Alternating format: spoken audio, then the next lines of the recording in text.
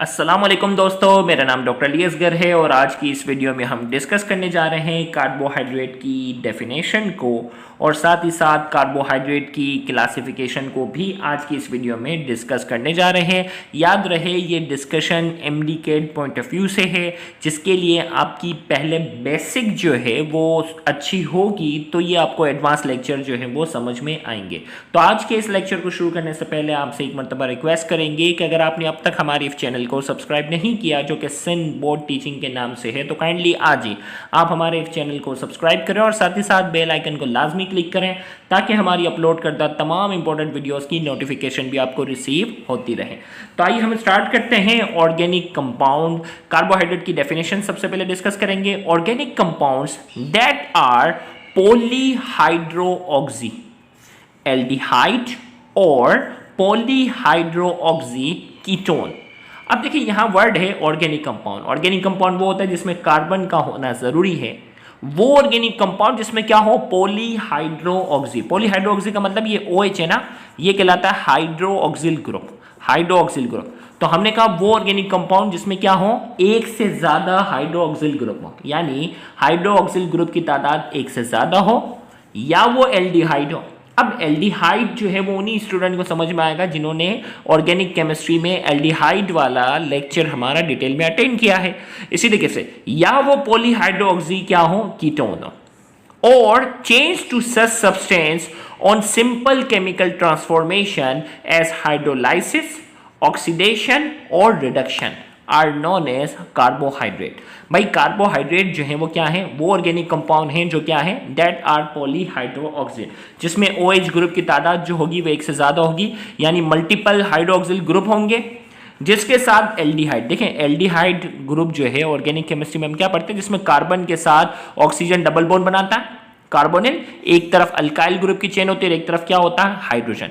यानी जब भी कार्बन के साथ ऑक्सीजन जो है वो डबल बॉन्ड बनाए और एक तरफ हाइड्रोजन हो तो ये एल्डिहाइड ग्रुप होता है। जबकि कीटोन में क्या होता है, कार्बन के साथ ऑक्सीजन डबल ग्रुप बनाता है और दोनों तरफ जो है वो कार्बन की अलग अलग चेन होती है, तो ये कीटोन कहलाता है। तो कार्बोहाइड्रेट दर हकीकत क्या है, पॉलीहाइड्रोऑक्सी या तो एल्डिहाइड है या पॉलीहाइड्रोऑक्सी क्या है, कीटोन है। अब कीटोन वाले ग्रुप में भी OH की ग्रुप की तादाद क्या है, एक से ज्यादा। तो कार्बोहाइड्रेट को अगर हम सिंपल अल्फाज में कहा जाए, या ये पॉलीहाइड्रोऑक्सी एल्डिहाइड है या पॉलीहाइड्रोऑक्सी कीटोन है। और चेंज टू सच सब्सटेंस, या ये क्या हो जाते हैं, इन्हीं किस्म के सब्सटेंस में क्या होते हैं, चेंज हो सकते हैं ऑन सिंपल केमिकल ट्रांसफॉर्मेशन, या केमिकल ट्रांसफॉर्मेशन के जरिए। अब केमिकल ट्रांसफॉर्मेशन क्या है, हाइड्रोलाइसिस यानी टूटने पर, ऑक्सीडेशन या रिडक्शन पर। अब ऑक्सीडेशन की केमिस्ट्री में आपने डेफिनेशन पढ़ी हुई है कि भाई ऑक्सीडेशन क्या होता है, पॉजिटिव चार्ज में इजाफा होना। रिडक्शन क्या है, पॉजिटिव चार्ज में कमी होना।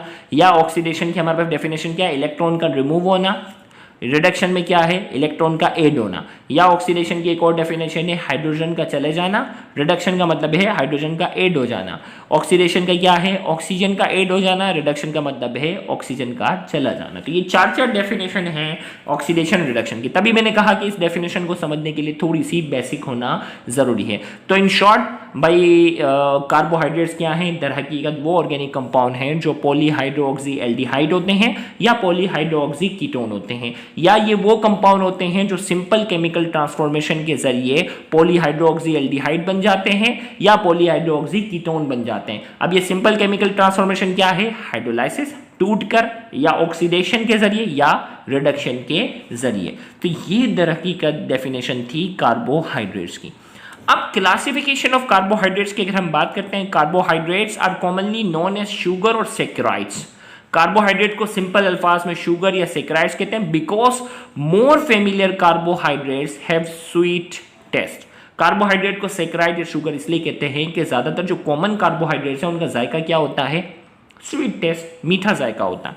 Classification of carbohydrate is based upon number of saccharides units. अब ये कार्बोहाइड्रेट की जो हम क्लासिफिकेशन अभी हम डिस्कस करने जा रहे हैं ना, जिसमें मोनोसैकराइड्स हैं, जिसमें ओलिगोसैकराइड्स हैं और जिसमें पॉलीसैकराइड्स हैं, तो ये दर हकीकत क्लासिफिकेशन किस बेस पर बनी है, ये क्लासिफिकेशन बनी है, classification of carbohydrate is based upon number of saccharides units.